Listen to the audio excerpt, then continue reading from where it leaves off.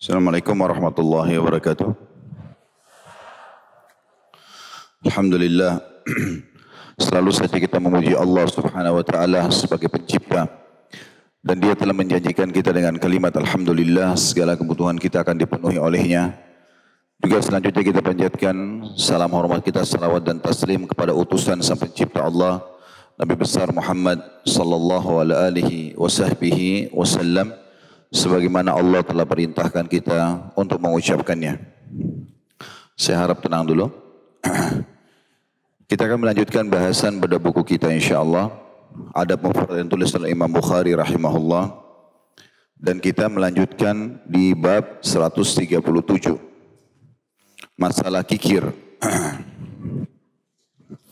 Dan sebelumnya kita sudah membahas lawannya dari masalah kikir, yaitu kedermawanan.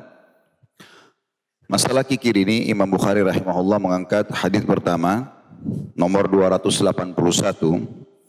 Musaddad mengabarkan kepada kami, ia berkata, Abu Awana mengabarkan kepada kami dari Suhail bin Abi Saleh, dari Safwan bin Abi Yazid, dari Al-Qa'qa'ah bin Al-Lajlaj, an Abi Hurairah radhiyallahu anhu qala Rasulullah sallallahu alaihi wasallam, لا يجتمع غبار في سبيل الله ودخان جهنم في جوف عبد أبدا ولا يجتمع الشح والإيمان في قلب عبد أبدا. Dari Abu Hurairah radhiyallahu anhu bahwasanya beliau bersabda, Rasulullah SAW, bahwasanya Nabi SAW bersabda, tidak akan menyatu antara debu di medan perang di jalan Allah dengan asap jahanam dalam tubuh seorang hamba selamanya, dan tidak pula akan menyatu kekikiran dan keimanan dalam hati seorang hamba selamanya. Kandungan hadis ini, yang pertama perintah berjihad dan beramal di jalan Allah. Hadis ini mengandung janji yang diucapkan oleh lisan Rasulullah SAW bahwa seorang mujahid akan mendapatkan pahala yang besar. Dan yang kedua, wajib bagi setiap muslim untuk membersihkan dirinya dari asyuhha atau kekikiran, karena hal itu merupakan bentuk berburuk sangka kepada Allah, dan iman akan menghilangkan asyuhha itu. Demikian kandungan hadis yang ditulis oleh pensyarah hadis di sini, dan kita akan masuk penjelasan hadis. Hadis ini sangat agung teman-teman sekalian. Bagaimana Nabi SAW menggambarkan dua hal penting dalam kehidupan seorang muslim. Yang pertama tentang kedudukan jihad. Dan bagaimana kalau seseorang ikut jihad itu ikhlas karena Allah, dan sempat tubuhnya tersentuh debu medan perang, atau debu dalam perjalanan menuju medan perang, maka dijamin baginya tidak akan masuk ke dalam api neraka. Kata sebagian ulama hadis, selama dia tidak meninggal dalam keadaan kafir. Dan ini keutamaan jihad. Kalau sekali saja seseorang di antara kita sempat mengikuti perang di jalan Allah, tapi tentu dengan syarat-syarat yang benar, dan memang sesuai dengan apa yang telah diterapkan oleh Allah Subhanahu wa taala, seperti jihad-jihad yang terjadi di zaman Nabi SAW, Badr, Uhud, pembebasan kota Makkah atau Fathi Makkah, Hunain, Tabuk. Dan beliau sudah contohkan berikut juga dengan Khulafaur Rasyidin, bagaimana Abu Bakar contohkan memerangi orang-orang yang menolak membayar zakat, nabi-nabi palsu. Bagaimana juga Umar bin Khattab mengekspansi Islam ke wilayah Persia, ke Afrika, ya, ke utara Jazirah Arab, negeri Syam. Semua ini kita lihat adalah bentuk jihad yang benar. Apalagi di zaman sekarang banyak orang menyalahgunakan kalimat jihad. Pernah saya jelaskan itu. Di zaman kita sekarang ada orang yang terlalu ekstrim dalam memahami jihad, sehingga akhirnya mereka menyalahgunakan dengan menganggap kalau dia bunuh dirinya, dia mati syahid. Padahal sebenarnya tidak pernah ada dalam Islam ini.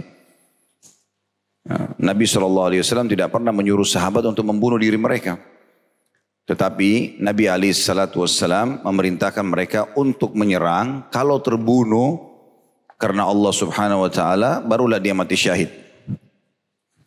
Masalah kasus beberapa orang sahabat yang coba dalam bahasa Arab mugamarah ya, maju menyerang musuh, itu bukan berarti membunuh diri.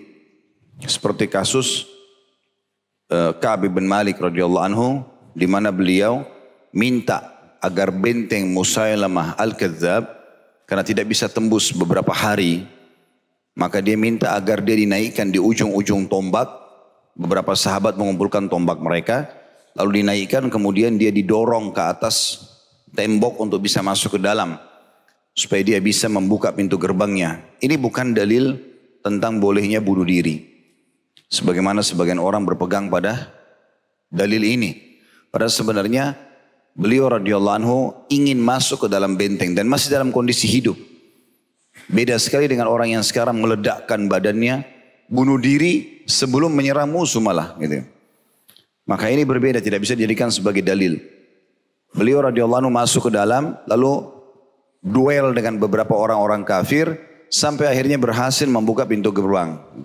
Jadi beliau bukan mati di situ, bukan mati, matinya nanti setelah itu. Walaupun di dalam benteng juga meninggal dunia, mati syahid karena beliau termasuk mustajab doa.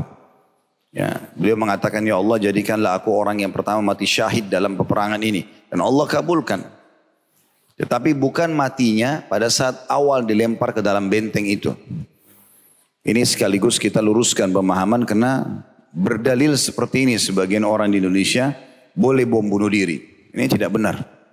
Kalau kita bawa bom masuk ke medan perang, kita lempar, kena musuh, kita pun kena percikannya tanpa niat, maka itu insya Allah mati syahid. Di dalam potongan pertama juga ini ada motivasi agar setiap muslim, terutama kaum laki-laki, selalu bergelora dalam hatinya niat untuk melaksanakan ibadah ini. Tapi tidak tadi ekstrim yang berlebihan, tidak juga terlalu merendahkan jihad. Menganggap jihad tidak perlu dibahas, nggak perlu orang Islam tahu. Ini keliru. Kita membela diri kita jihad, membela agama kita jihad, membela Rasulullah SAW jihad, itu kan? Membela nama baiknya Allah, Al-Quran kitabnya, membela kehormatan kita adalah jihad semuanya. Maka dia harus dibahas, tapi sesuai dengan bahasan yang benar, rukun-rukun dan syarat yang benar. Seperti itulah. Nah, kita harus ada di tengah-tengah. Dalam arti kata, setiap muslim laki-laki harus punya semangat dan keinginan besar untuk menerapkan hukum jihad ini dalam hidupnya. Bahkan Nabi SAW memotivasi agar kita setiap, terutama kaum laki-laki, perempuan pun bisa meniatkan itu. Kata Nabi SAW, man talaba syahadatu bisidq, ballagahu Allahu manazil syuhada wa in mata ala firashi. Siapapun yang berharap agar Allah tutup hidupnya dengan mati syahid, maka Allah akan memberikan tulus dari hatinya, maka Allah akan berikan dia kedudukan para syuhada di hari kiamat, walaupun mati di atas ranjangnya. Hadis ini ada motivasi yang sangat besar agar setiap muslim setiap saat dibutuhkan mereka siap membela agama mereka. Dan hadis yang kita sedang bahas pada pagi ini hadis yang sangat mulia. Kata Nabi SAW, tidak akan pernah bersatu antara debu medan perang. Maksudnya debu yang kita jalan lalu kena ke pakaian kita karena kita masuk ke medan perang, atau jalan di medan atau menuju medan perang, itu dengan panasnya api neraka. Artinya tidak akan pernah dia masuk ke dalam api neraka. Ini mirip juga ada hadis yang serupa, cuma berbeda kasusnya, yaitu sabda Nabi SAW, tidak akan bersatu antara seseorang muslim yang mati syahid, antara seorang muslim yang masuk ke medan perang dengan orang kafir yang dia bunuh. Jadi kalau sampai kita masuk ke medan perang, kita berhasil membunuh seorang non muslim, misalnya kafir, dia kancah peperangan ya, betul-betul lagi berhadapan, memang mereka keluar untuk memerangi agama Allah. Kalau mereka terbunuh di tangan kita, maka dia akan masuk neraka dan kita tidak akan bersatu sama dia di neraka. Dalam arti kata dijamin bagi si mujahid ini, walaupun dia tidak mati dalam medan perang itu sebagai syahid, dia tidak akan masuk ke dalam neraka karena telah digantikan oleh si kafir tadi. Seperti itulah. Juga diambil pelajaran dari sini, setiap muslim wajib mempelajari tentang masalah rukun-rukun dan syarat-syarat jihad. Supaya mereka faham. Seperti misalnya, kalau kita mau pergi haji, kita wajib mempelajari rukun-rukun, syarat-syarat. Ya biasa diistilahkan dengan manasik haji.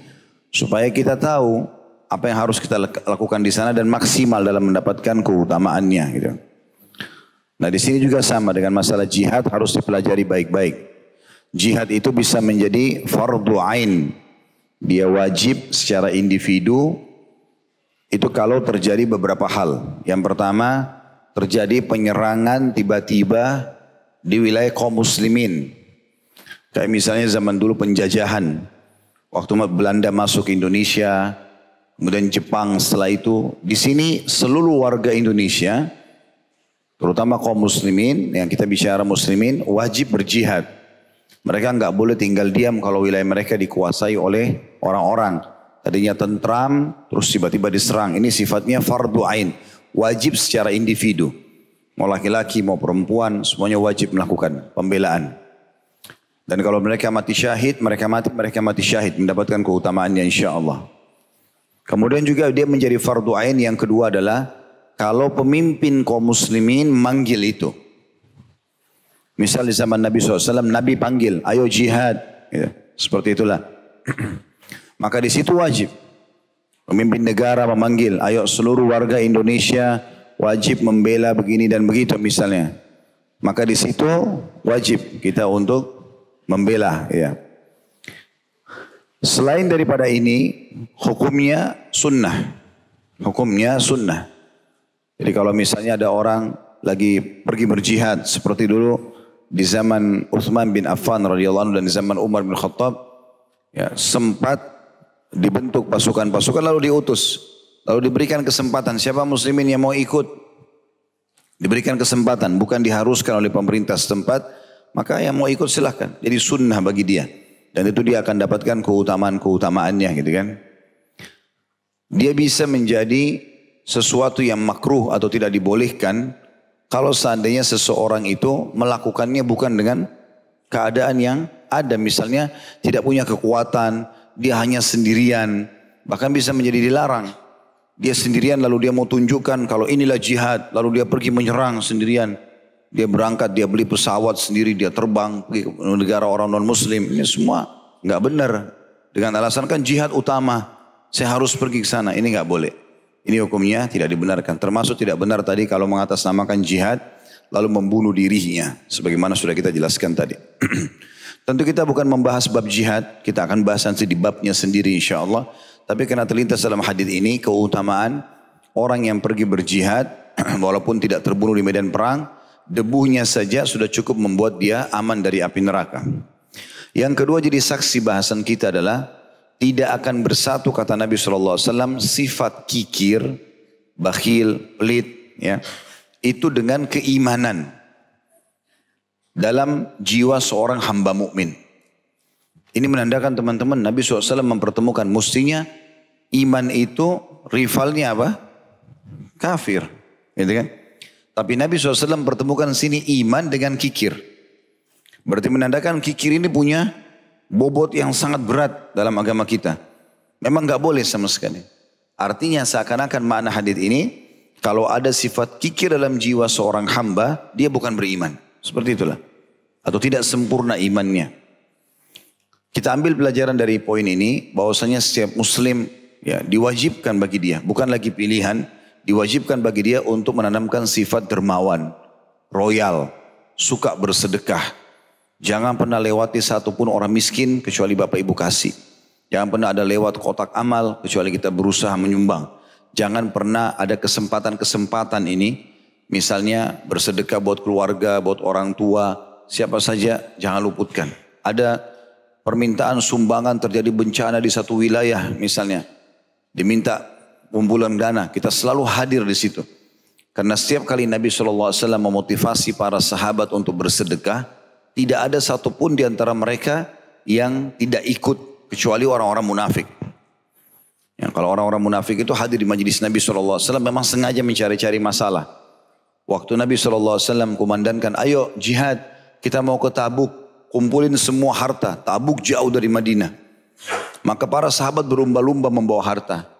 Ada satu sahabat saking senangnya dia bisa bersedekah untuk jihadnya Nabi SAW, dia bawa satu kain besar berisi seluruh potongan emas dan perak yang dia miliki. Berat sekali. Diangkat, jatuh, turun di tanah, diangkat lagi. Begitu sampai di hadapan Nabi SAW. Begitu dia kasih, ya Rasulullah, ini untuk Allah dan Rasulnya. Apa yang terjadi? Orang-orang munafik hadir situ mengatakan riya. Mereka menyebarkan isu orang ini riya. Padahal mereka sendiri tidak menyumbang walaupun 1 dirham. Hanya mencari masalah saja. Padahal orang ini keluar ya, membawa untuk Allah dan Rasulnya. Tidak selamanya sedekah di depan umum itu riya. Sekarang kalau kotak amal begini jalan di depan kita. Di masjid. Sudah di Indonesia jadi tradisi hari Jumat misalnya kotak amal jalan. Atau majelis ta'lim kadang-kadang kotak amalnya. Maka kita di depan orang sedekah. Masa itu riya? Kan tidak mungkin harus semua dipatok dengan riya. Sekarang azan dikumandangkan kita ke masjid. Masa ke masjid riya? Hadir majelis ilmu begini kan rame-rame. Orang saling tahu. Oh si fulan juga hadir. Atau diajak temannya. Masa itu langsung divonis riya? Kan tidak boleh. Gitu kan? Kecuali dia dasarnya niat riya. Itu lain. Antara dia sama Allah SWT. Tapi secara zahir tidak. Jadi jangan sampai Bapak Ibu sekalian khawatir melakukan sebuah ibadah yang memang harus dikerjakan pada saat itu. Syaitan bisikin kalau kau lakukan riya. Justru ulama mengatakan lari dari meninggalkan sebuah ibadah. Ya, karena khawatir riya itu riya. Itu sendiri riya. Nggak boleh sama sekali. Seperti itulah. Kemudian datang seorang sahabat Nabi yang lain. Miskin sekali, nggak punya apa-apa. Dia cuma bawa 1 wadah kecil, cuma ada berapa butir kurma. 3 atau 4 butir kurma. Dia cuma punya itu. Dia datang, ya Rasulullah, saya punya ini, saya sumbang. Apa kata orang-orang munafik di majelis Nabi SAW? Mau diapakan berapa butir kurma? Jadi dia cari masalah. Padahal dia sendiri 1 butir kurma pun tidak nyumbang. Gitu kan?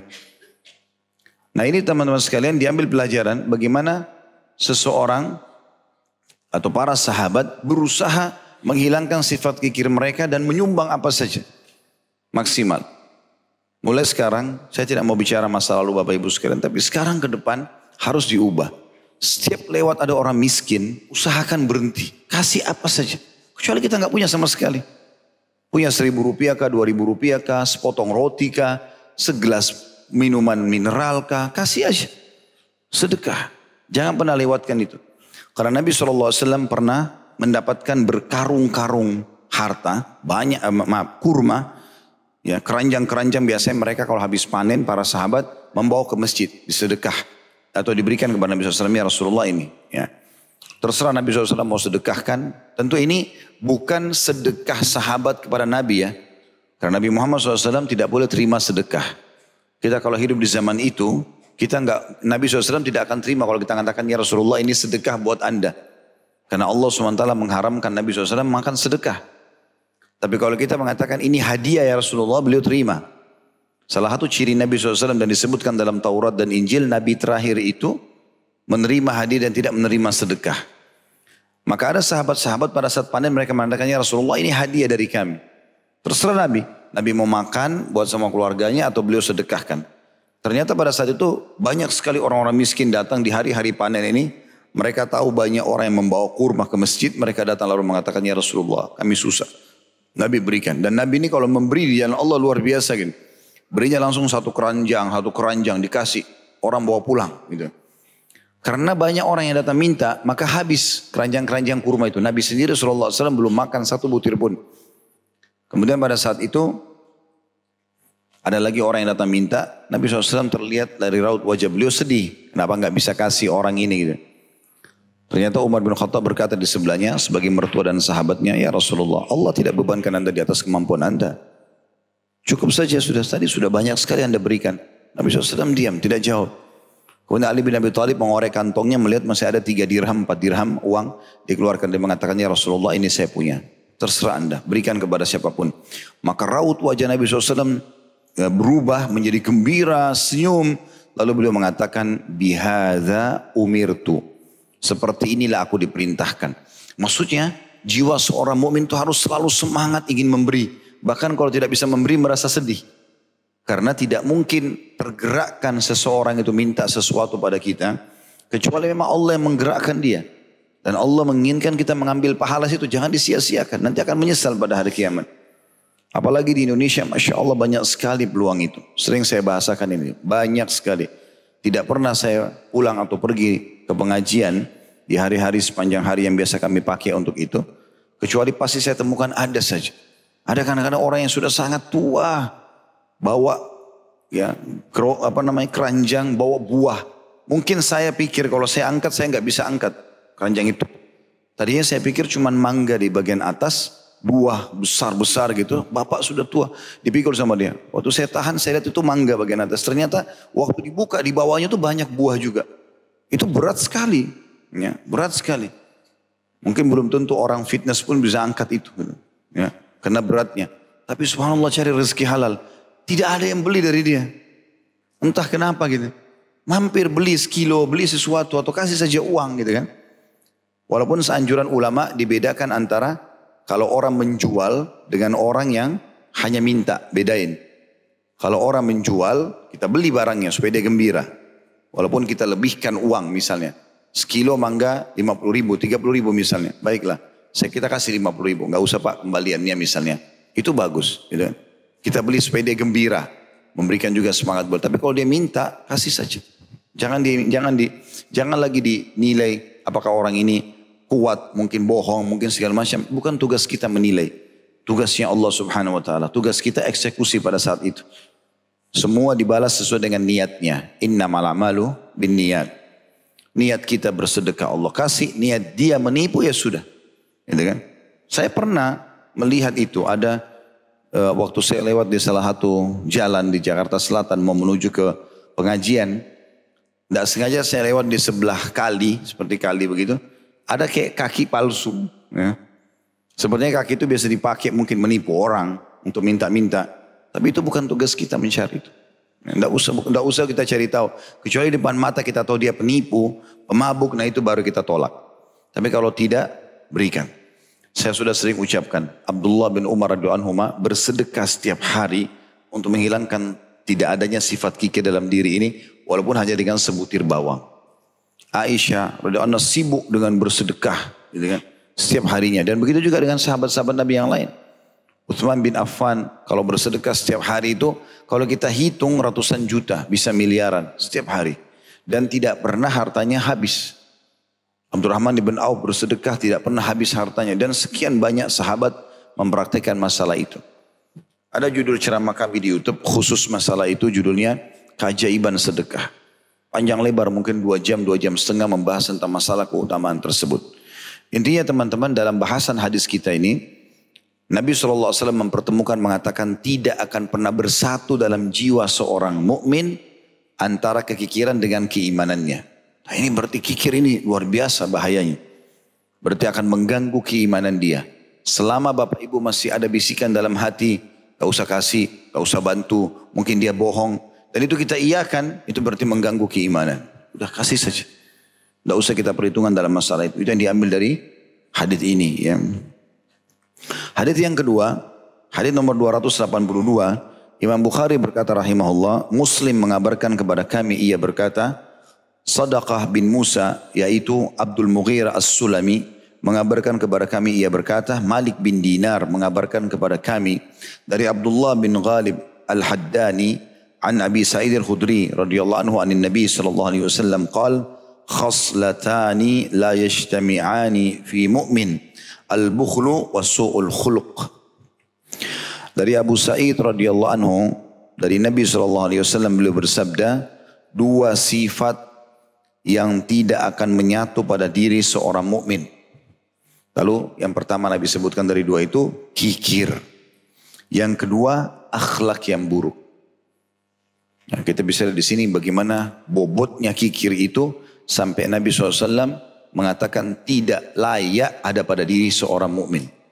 Dan di sini Nabi SAW mendahulukan kikir daripada akhlak yang buruk. Padahal sebenarnya dia bagian daripada akhlak yang buruk. Tapi Nabi SAW mengatakan kikir dan akhlak yang buruk. Bisa saja Nabi bilang misalnya akhlak yang buruk dan kikir. Enggak, Nabi dahulukan kikir karena beratnya perbuatan atau perangai yang buruk ini. Kandungan hadis.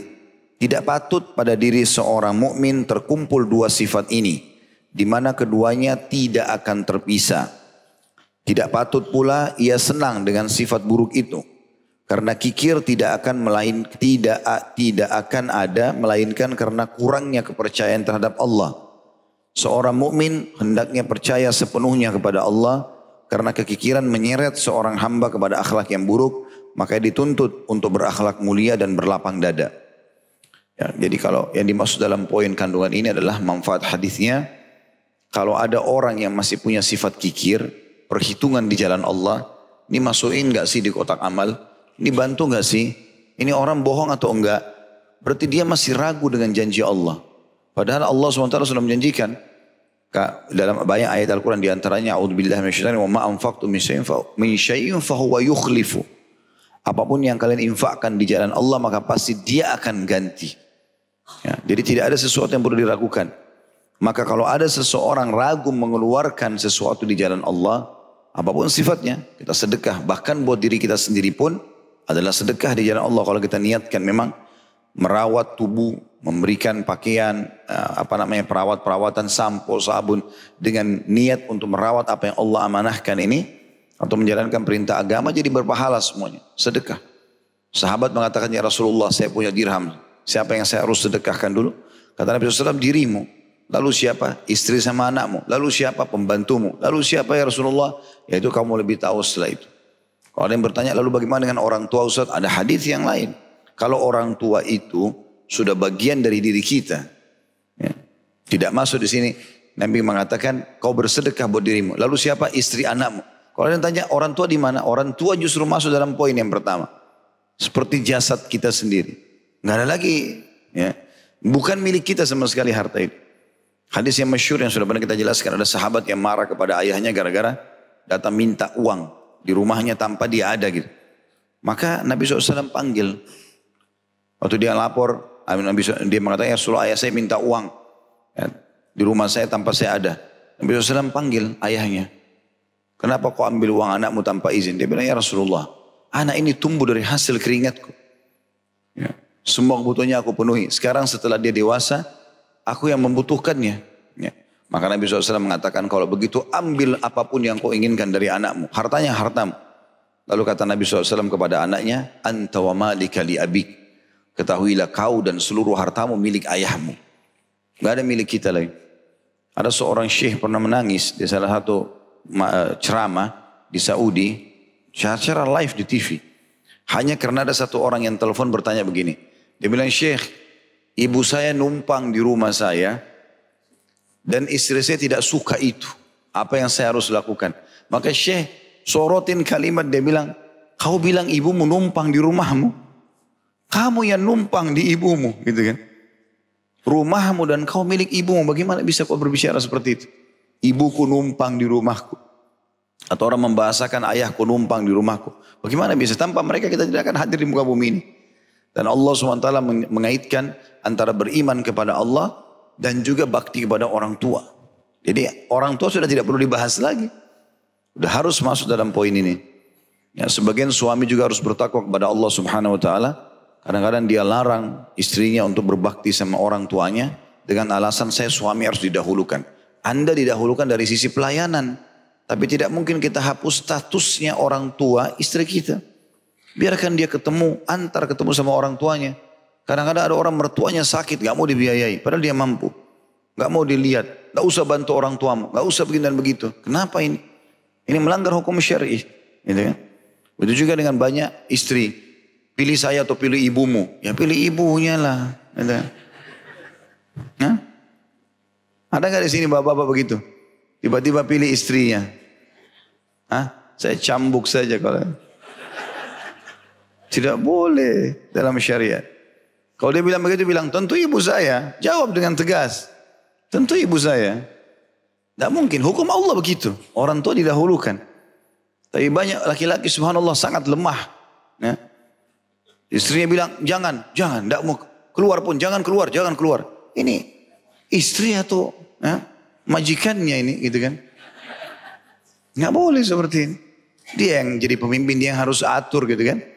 Tapi ini sudah pernah kita jelaskan. Intinya teman-teman, jangan sampai kita menganggap sedekah pada orang tua ini juga masalah buat kita. Tidak sama sekali. Justru kita saling mendukung. Si suami dukung istrinya supaya bisa berbakti sama orang tuanya dengan sedekah ini. Itu juga dengan istri mendukung suaminya. Bahkan kalau salah satunya sudah berapa lama tidak silaturahim dengan orang tuanya, ajak. Ayo Kita ke sana yuk, sudah lama kita nggak ke rumahnya ini dan itu, kita pergi, gitu kan. Seperti itulah. Hadis ini juga memberikan pelajaran kepada kita teman-teman sekalian. Diambil dari kalimat al-bukhul wa su'ul khuluq. Khaslatani la yajtami'ani fi mu'min. Dua perkara yang tidak mungkin akan bersatu dalam jiwa seorang mukmin. Maksudnya dua hal ini sama sekali tidak boleh ada. Bukan sebagiannya mungkin boleh, tidak ada. Bedakan antara hemat dengan pelit ya, beda. Hemat dalam Islam juga dibolehkan. Tapi pelit ini memang betul-betul tidak mau mengeluarkan. Ya. Ada orang begitu, kaya raya. Pergi umroh, cari hotel yang jauh. Jauh. Jalan kaki susah. Cari pesawat yang transit 3 kali, 4 kali. Padahal mampu. Bakhil. Pelit dengan diri sendiri, kenapa? Keluar kota, dia bisa naik bisnis kelas. Enggak, naik ekonomi. Desak-desakan sama orang. Kenapa enggak naik bisnis? Kenapa enggak nikmati? Itu kan halal dalam Islam. Bahkan Nabi SAW mengatakan, Inna Allah yuhibbu an yara athara ni'ami ala abdi. Allah suka melihat bekas nikmatnya pada hambanya. Kalau anda mengatakan, enggak, saya naik ekonomi karena saya mau tawadhu. Itu lain. Kalau betul dia mau begitu ya. Innamal a'malu binniyat. Dia enggak mau nanti kelihatan sombong. Mungkin itu masih ada celahnya. Tapi secara umum bukan itu. Orang memang enggak mau. Karena dia alasan tidak usahlah, tidak perlu, enggak ini dan segala macam. Dia lebih cintai hartanya disimpan di rekening daripada dia pakai. Enggak, pakai saja, gitu kan? Enggak ada masalah. Ada orang terlalu berlebihan. Bakhil sebenarnya bukan hemat dalam makanan, gitu kan? Segala macam. Ini dia perhitungan yang luar biasa. Mampu makan di restoran yang bersih, yang bagus, enggak makan yang biasa. Kenapa? Dalam agama kita diperintahkan makan yang enak, halalan thayyibah. Halal yang dibolehkan, thayyibah yang berkualitas. Makan, gitu kan? Allah mengatakan kulu washrabu, makan dan minum, wala tusrifu, tapi jangan berlebihan. Gitu kan? Itu saja. Berarti pelit itu adalah perhitungan yang bukan pada tempatnya. Kalau hemat lain, misal hemat contohnya, kita cuma berdua suami istri di rumah, kita beli anggur sekilo, cukup. Enggak usah beli 20 kilo. Nah, kalau kita mengatakan, nanti mubadzir. Nah itu betul, itu hemat pada tempatnya. Beli sekilo. Kalau bakhil itu, udahlah beli 2 butir aja. Beli kue, bagi 2 sama istrinya. Padahal orang bisa makan banyak. Gitu. Nah ini bakhil. Jadi hemat itu adalah tidak membeli sesuatu melampaui kebutuhan. Iya, itu hemat, itu benar dalam Islam. Supaya enggak masuk dalam bab mubadzir. Karena Allah SWT berfirman, Inna mubadzirina kanu ikhwana syayatin. Jadi orang-orang yang mubadzir itu saudaranya syaitan. Suka buang-buang makanan, beli-belebihan. Mungkin ada juga orang kaya begitu. Terlalu berlebihan. Mungkin dia cuma sama istri sama anaknya, cuma 1 anak. Meja makannya penuh dengan segala macam makanan. Akhirnya tidak ada yang dimakan. Mubadzir. Lalu dibuang di sampah. Enggak juga disedekahkan setelah itu. Kalau dia buka rumahnya, banyak tamu yang datang. Bagus, positif. Memberi makan orang ibadah. Tapi kalau hanya untuk dia, tiap hari buang makanan di sampah. Ini nggak boleh, gitu kan? Nggak boleh ini semua. Ini jadi kita harus membedakan mana yang bakhil, yang haram dalam agama Islam. Ini hukumnya haram loh ya. Kalau Imam Az-Zahabi menyebutkan bakhil itu dosa besar. Jadi bukan cuma sekedar, oh ini akhlak buruk, bukan. Memang dia dosa. Kalau orang sengaja pelit, ya. Kecuali memang dia tadi tidak punya apa-apa, itu lain, berbeda. Jadi ini kita berbicara kalau orang punya. Ya, seperti itulah. Kemudian selanjutnya hadis yang ketiga dalam bab kita, nomor 283. Imam Bukhari berkata rahimahullah, Abu Nuaim mengabarkan kepada kami, ia berkata, Al-A'mash mengabarkan kepada kami dari Malik ibn Harith. An Abdullah bin Rabi'ah qal, kunna julusan inda Abdullah, fadhakaru rajulan, fadhakaru min khulukihi. فقال عبد الله أرأيتم لو قطعتم رأسه أكنتم تستطيعون أن تعيده قالوا لا قال فيده قالوا لا قال فرجله قالوا لا قال فإنكم لا تستطيعون أن تغيروا خلقه حتى تغيروا خلقه إن النطفة لتستقر في الرحم 40 ليلة ثم تنحدر دما ثم تكون علقة ثم تكون مضغة ثم يبعث الله ملكا فيكتب رزقه وخلقه وشقي أو سعيدا. Dari Abdullah bin Rabi'ah, ia berkata, kami pernah duduk bersama di tempat Abdullah, maksudnya Abdullah bin Umar radhiyallahu anhuma. Lalu mereka menyebutkan seseorang, mereka menyebutkan sebagian akhlaknya. Maka Abdullah bertanya, bagaimana pendapat kalian seandainya kalian memotong kepalanya? Apakah kalian sanggup untuk mengembalikannya? Mereka menjawab, jadi maaf, yang disebutkan adalah akhlak buruknya orang ini. Yang sedang jadi bahan pembicaraan, orang ini punya akhlak begini, begini dan begitu. Di antaranya ulama hadis bilang ini adalah sifat kikirnya, orang ini pelit. Maka Abdullah bin Umar menanggapi cerita itu sambil mengatakan, bagaimana pendapat kalian kalau kalian memenggal kepalanya? Apakah kalian sanggup untuk mengembalikannya? Bisa dipasang kembali? Orang-orang di situ mengatakan tidak. Abdullah bertanya lagi radhiyallahu anhuma, bagaimana kalau tangannya kalian potong? Setelah potong bisa ditempel kembali? Mereka menjawab tidak. Abdullah berkata lagi radhiyallahu anhuma, kalau kakinya? Mereka menjawab tidak. Abdullah radhiyallahu anhu lalu berkata, sungguhnya kalian tidak akan sanggup mengubah akhlaknya hingga kalian mengubah ciptaannya. Sesungguhnya nutfah itu menetap di dalam rahim selama 40 malam, kemudian ia berubah menjadi segumpal darah, kemudian menjadi alaqah.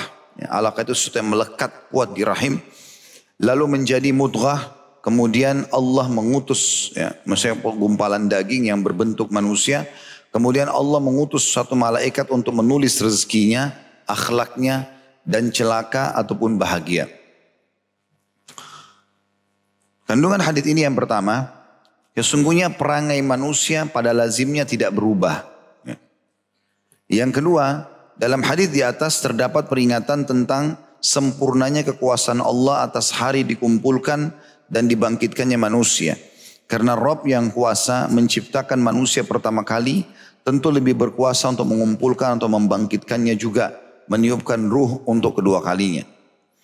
Dan yang ketiga, di dalamnya terdapat pelajaran bagi manusia tentang tahapan dalam semua hal ini, dalam semua hal dan tidak tergesa-gesa di dalamnya, karena Allah Ta'ala dengan kesempurnaan kekuasaan dan kekuatannya mampu menciptakan makhluknya sekaligus langsung, namun demikian dia menciptakan makhluk-makhluk itu secara bertahap.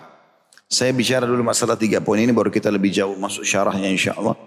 Kalau yang pertama, sungguhnya perangai manusia pada lazimnya tidak berubah. Maksudnya umumnya kalau ada orang memang dasarnya Allah Subhanahu wa taala sudah tahu orang ini buruk. Jadi kita ini semua yang hadir di sini pun dan seluruh manusia atau makhluk ini, sebelum kita diciptakan, Allah dengan keluasan ilmunya sudah tahu orang ini akan beriman atau kafir nanti. Orang ini baik atau tidak. Maka Allah dengan kemahaadilannya membiarkan dia dengan sifatnya itu, perangainya itu. Ya. Kecuali memang dasarnya Allah SWT tahu dia punya sifat baik, maka Allah akan mudahkan dia mendapatkan hidayah. Karena memang dasarnya ada orang-orang subhanallah tidak mau. Kasus Fir'aun misalnya. Dia memang tidak mau beriman, memang tidak mau beriman. Dia tahu Musa benar, tidak mau beriman. Gitu kan? Maka Allah memang sudah catatkan sebelum Fir'aun lahir, itu sudah dicatatkan orang ini akan meninggal dalam keadaan kafir. Sesuai dengan pilihan dia tentunya. Karena Allah ini tidak akan menzalimi hambanya. Ya. Allah itu laisa bidhallamin lil abid, dalam Al-Quran dikatakan Allah tidak akan pernah menzalimi hamba-hambanya. Tapi Allah dengan keluasan ilmunya sudah tahu orang ini nanti kalau saya ciptakan dia akan jadi baik atau jadi buruk. Makna dalam hadis dicatat rezekinya yang sudah Allah tentukan, akhlaknya Allah sudah tahu orang ini nanti akan baik atau tidak, celaka ataupun bahagia dari kasus akhlaknya sendiri. Karena akhlaknya buruk maka dia akan celaka, akhlaknya baik maka dia akan bahagia. Seperti itulah. Jadi jangan difahami di sini Allah menakdirkan itu tanda kutip ya, dengan otoriter misalnya menganggap bahwasanya orang ini terserah Allah mau kafir atau mau beriman, bukan seperti itu. Tapi Allah mengetahui dengan keluasan ilmunya orang ini akan pilih baik atau buruk. Mirip contoh misal hari ini, Bapak Ibu hadir di Masjid Nurul Bahar hari Kamis ini. Allah sudah tahu ini sebelum kita diciptakan. Hari ini, detik ini kita akan hadir di sini. Semua pakaian yang kita pakai ini, ya, langkah-langkah tadi yang kita lakukan, kita pakai kendaraan apa, Allah sudah tahu kita akan pilih semua itu. Dan Allah juga tahu ada orang-orang yang memang mungkin tadi niat mau datang terus batal misalnya. Atau ada orang yang tahu pengajian tidak mau hadir, misal contoh. Allah sudah tahu, sudah jadi takdirnya semua. Tapi bukan Allah paksakan. Allah sudah tahu orang ini kalau saya ciptakan akan seperti ini pilihannya. Maka dicatat sebagai takdirnya. Seperti itulah. Bisa difahami ya? Jadi jangan sampai kita anggap kalau ada orang berzina, apakah Allah yang suruh dia? Atau ada orang sholat, apakah Allah yang suruh? Itu kan takdir. Allah sudah tentukan kan gitu. Nah jawabannya Allah takdirkan, catatkan di Lauhil Mahfuz, tapi bukan Allah yang paksakan dia. Konsep agama kita la ikraha fiddin, tidak ada paksaan dalam agama. Bapak Ibu sekarang bisa duduk di sini, bisa juga duduk di kafe. Pilihan kita bebas, kan gitu. Tapi pada saat Bapak Ibu pilih untuk hadir di majelis ilmu, Allah sudah tahu itu dengan keluasan ilmunya dicatat sebagai takdirnya. Bisa ditangkap ya. Jadi Allah nggak paksain. Allah sudah tahu orang ini kalau ada kesempatan zina dia akan zina. Dicatatlah sebagai takdir dia, memang dia akan berzina itu. Karena memang pilihan dia itu, memang pasti dia akan pilih itu. Itulah sifat kausalitasnya Allah. Allah mengatakan dalam surah Al-Anfal, "A'udzubillahi minasyaitonir wa qad ahata bikulli syai'in ilma." Allah telah meliputi segala sesuatu dengan keluasan ilmunya. Allah sudah tahu apa yang akan terjadi, apa yang sedang terjadi dan apa yang akan terjadi. Yang sudah terjadi pun Allah sudah catat, yang sedang terjadi dalam hidup kita dan juga yang akan terjadi semuanya. Kemudian poin yang kedua, dalam hadis terdapat peringatan tentang sempurnanya kekuasaan Allah atas hari dikumpulkan dan dibangkitkan manusia. Maksudnya adalah sebagaimana Allah bisa ciptakan dari sperma ketemu sama sel telur sehingga menjadi gumpalan-gumpalan ya. Pertama bertemu dulu, kemudian menjadi gumpalan darah, kemudian berubah menjadi gumpalan daging gitu kan, kemudian melekat di rahim. Teruslah terbentuk keajaiban manusia ini, penciptaannya, terbentuk tengkoraknya, terbentuk otaknya, terbentuk segala macam tulang-tulangnya semua, baru kemudian otot-ototnya, baru urat-urat syaraf segala macam. Semua ini sebagaimana Allah mampu mengumpulkan semua itu, berarti tanda juga Allah mampu membangkitkan pada hari kiamat. Ini bantahan, di poin kedua ini bantahan terhadap orang-orang yang tidak yakin tentang Allah subhanahu wa ta'ala. Mereka menganggap ini semua terjadi begitu saja, enggak mungkin ada Tuhan, seperti itulah. Ya. Maka Allah subhanahu wa ta'ala menjelaskan masalah itu. Ada seorang tokoh Quraisy, dia pernah membawa, saya pernah sampaikan ini ya, tapi saya ingatkan kembali. Dia pernah membawa tulang unta. Sudah lama unta ini mati, rupanya ditanam unta itu. Dan dia tahu itu. Kuburannya unta itu sudah lama, sudah sekian tahun. Diambil sebenarnya digali, diambil tulangnya sudah sedikit agak rapuh, dihancurin sama dia, ditumbuk dengan batu. Sampai halus. Kemudian diambil, ditaruh di satu wadah di kain. Lalu kemudian dia datang kepada Nabi SAW. Nabi lagi kebetulan di depan Ka'bah. Lagi mau ibadah kepada Allah SWT. Dia datang di depan orang-orang lalu dia melempar debu tulang unta itu ke wajah Nabi SAW sambil mengatakan dalam surah Yasin diceritakan, "Man yuhil idhama wa hiya ramim." Hai Muhammad, siapa yang bisa mengembalikan tulang-tulang yang sudah ramim? Ramim itu kayak sudah jadi debu seperti ini, utuh kembali menjadi unta. Memang ada, kau yakin semua akan dibangkitkan, seakan-akan begitu. Kata Nabi SAW, Allah turunkan ayat, Nabi bacakan ayat itu.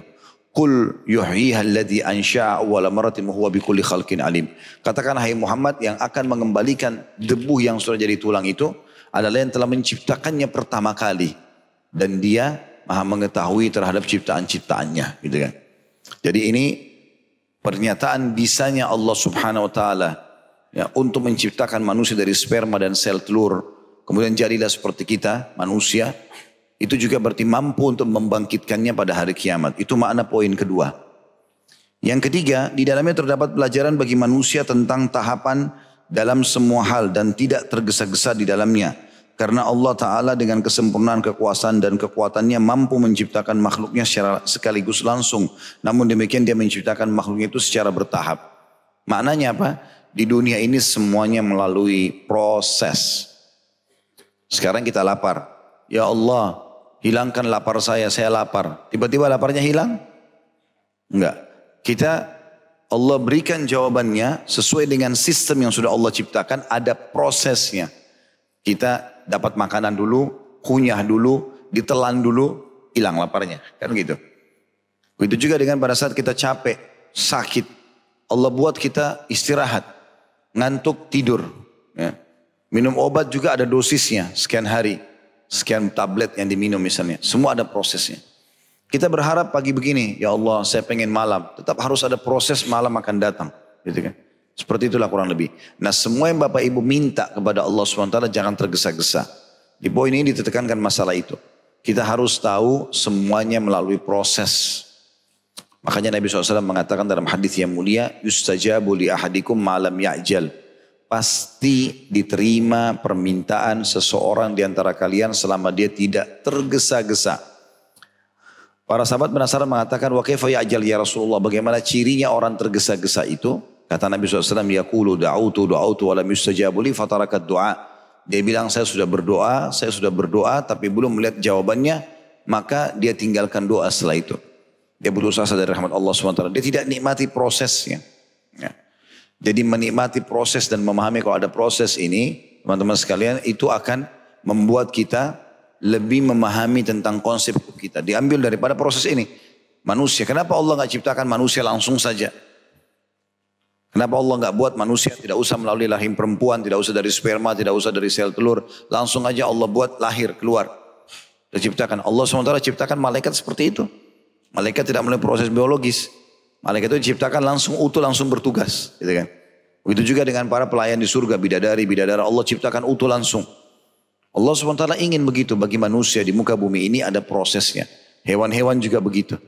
Melalui proses dan seterusnya. Dan semua berhubungan dengan kita ini ada proses yang terjadi. Itu maksud daripada poin ketiga dari kandungan hadis ini. Sekarang kita masuk kepada syarah lebih dalam masalah hadis insyaallah.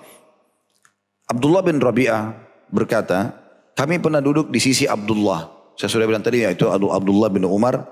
Lalu mereka menyebutkan tentang seorang laki-laki. Dan mereka menyebutkan sebagian akhlaknya. Maksudnya adalah akhlak buruknya. Sebagian ulama hadis mengatakan adalah kikirnya. Sifat kikirnya gitu. Kebetulan orang-orang yang cerita ini mengatakan, kami sudah nasihatin, kami sudah coba berikan contoh-contoh, tapi dia nggak mau berubah orang ini. Selalu saja pelit. Selalu saja tidak pernah mau ya, mengeluarkan hartanya padahal dia punya kemampuan. Maka Abdullah di sini mengingatkan kepada orang-orang tabi'in tadi, kalau kalian sudah lakukan itu, sudah nasihatin, sudah luruskan, maka kalian tidak akan pernah bisa mengubahnya setelah itu. Karena dia sudah jadikan sebagai perangainya. Sebagaimana kalian tidak mungkin menancapkan kembali kepalanya, tangannya, kakinya setelah kalian potong. Makna kalimat ini bukan berarti Abdullah bin Umar berkata, tidak usah nasihatin orang supaya mereka berubah, bukan. Karena sebagian ulama hadis bilang, Abdullah bin Umar ini mendengar dari mereka, ini orang sudah bertahun-tahun kita nasihatin, ingatkan, tidak pernah mau berubah. Maka Abdullah bin Umar mengingatkan, kalau itu sudah jadi perangainya, sulit untuk diubah. Dan bisa masuk dalam makna kalimat ini juga adalah, orang ini dasarnya memang sengaja menjadikan yang sedang dia jadikan bahan bicara, sengaja menjadikan sifat kikir itu adalah sebagai perangainya. Memang dia tidak mau sama sekali. Tidak mau mengeluarkan apa-apa. Saya subhanallah pernah temui satu orang. Semoga Allah maafkan. Ya, sudah meninggal, Allah yarham. Yang jelas dia jalan sama paman saya. Paman saya juga sudah meninggal dulu. Pernah umrah. Dan ini terkenal orang yang sangat kaya raya. Subhanallah. Tapi kalau kita lihat penampilannya, jauh sekali. Gitu. Artinya tidak sama sekali kelihatan kalau orang itu adalah orang yang mampu. Enggak ada tasnya, tas yang tua sekali. Keadaannya juga begitu. Dan tidak mau masuk ke dalam hotel. Maunya numpang di rumah orang. Gitu. Tinggal di sini, tinggal di sana. Karena enggak mau keluarin uang gitu. Enggak mau keluarin uang. Jadi aneh. Ada saya temui juga orang lain, subhanallah. Saya enggak tahu apa pertimbangannya ya. Orangnya kalau bicara masalah harta di depan saya itu. Ada tanah saya di sana Ustaz 60M. Ada tanah saya di sana itu 80M. Ini khayalan gitu. Ya. Kalau bagi kita ini sudah puluhan-puluhan M, ratusan M bicara gitu. Tanahnya banyak sekali. Subhanallah, naik. Saya waktu hari jalan sama-sama Jakarta. Naik di mobilnya tua sekali. Kenapa ini? Saya nggak tahu kenapa gitu. Kenapa harus seperti ini? Kenapa nggak nikmatin? Tidak ada yang haram dalam Islam. Beli mobil yang layak. Tunjukkan nikmat Allah. Tapi subhanallah begitu. Saya bilang ya, kalau ada orang yang niatnya, dan ini jarang terjadi. Tawadhu memang mau merendah, lain. Dia memang mau tawadhu, ada celahnya. Tapi kalau dia tidak mau nikmati, ini aneh. Meninggal lalu kemudian bertubuh-tubuh harta untuk apa gitu. Harusnya dinikmati. Tidak ada dalam Islam dilarang itu. Bahkan kata Nabi SAW, sering saya ulangi hadis ini. Kalau puncak nikmat Allah pada seorang hamba adalah di badan yang sehat, rumah yang luas, tunggangan yang layak. Maka disuruh kita lakukan itu. Gitu kan. Allahu a'lam. Jadi ini yang kita bisa ambil daripada hadis ini tentunya.